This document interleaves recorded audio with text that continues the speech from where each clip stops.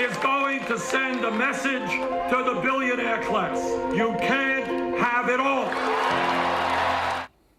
Preparing this show, reviewing the news of the year, I'm struck by how today's news often makes us forget what was big news just a few months before. Early this year, the big news was something no one's talking about now, the Greek financial crisis, and also the surge in popularity of socialist Bernie Sanders, who wants to turn America into Greece. I, as president, will fight to make tuition in public colleges and universities free. Free stuff. People like that. Everybody likes free stuff. Nobody wants to pay for it. And when you have an entire society organized around the premise that we're all going to have our hands in each other's pockets, that in effect is the recipe that gave us Greece. And even though it's faded, the problem hasn't gone away. The demographics are there, the entitlement state is there, and the long-run prognosis is very, very grim because you're eating away at the social capital of a people, destroying their self-reliance and their independence. The other big issue that sort of briefly has gone away but will come back is income inequality. It is true the rich have gotten much richer than the poor. It's true that there are disparities in wealth, and of course that if you look next door and you see that the other guy has a bigger car or a bigger house, you're going to feel bad about it.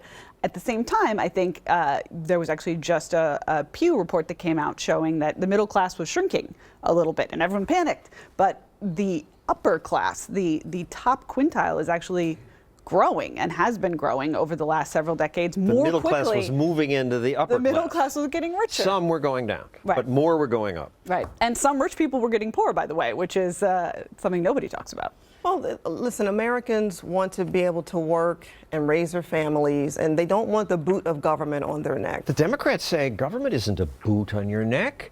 It's a helping hand for the poor, hence the minimum wage.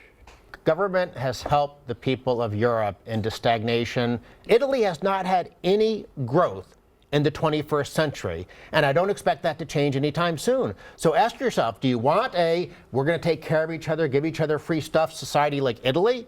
Or do we want a society where the inequality you get is because some people get better off faster than others? It should be an easy choice. One big economic story this year was environmental regulation on steroids. Some of the president's plans were squelched by courts or Congress, but others succeeded. He did delay and then kill this year the Keystone Pipeline, thereby destroying jobs and lots of money.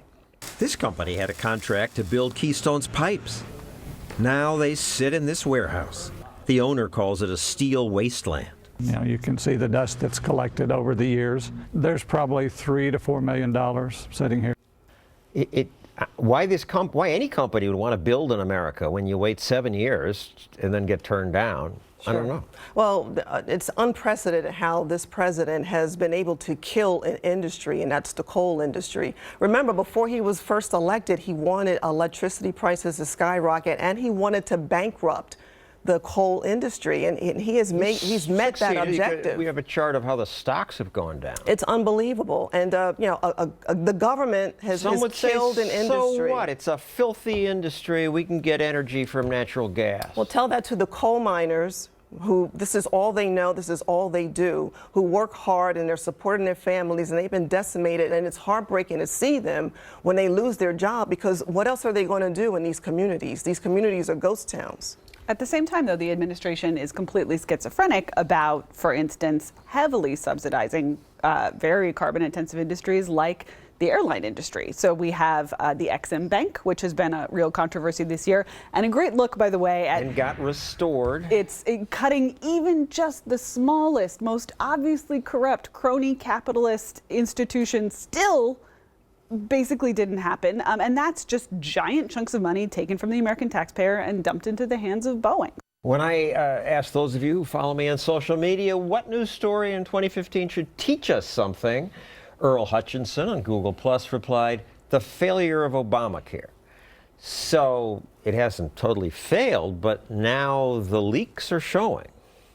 I think this is great news. I mean, not great in the sense that people's health care plans are being ruined. Insurance companies are going bankrupt. But it's great news in that Obama is teaching the entire country that big government doesn't work very well. So then the question is, now that we know it doesn't work very well, will we ever get some people in Washington who'll decide to roll it back a little bit? But at least do you think it teaches people this? No. I think they'll just bail them out. Your optimism is so charming. I wish that I shared it. This idea that, like, oh, this time I'm going to get a pony under the Christmas tree, too. Yeah, it is. I swear, the pony's coming. No, I mean, the idea that people would look at Obamacare after having witnessed what I think are similar failures of many other similar big government programs and say, oh, you know, this time I got it now.